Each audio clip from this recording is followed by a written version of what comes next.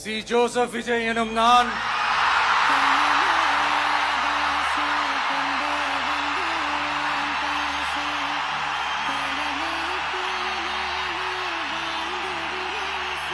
சட்டப்படி அமைக்கப்பெற்ற இந்திய அரசியல் அமைப்பின்பால்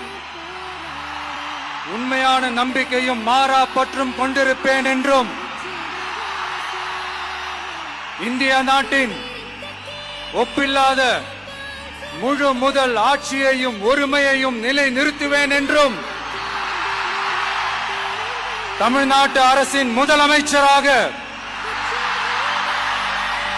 உண்மையாகவும் உளச்சான்றின்படியும் என் கடமைகளை நிறைவேற்றுவேன் என்றும்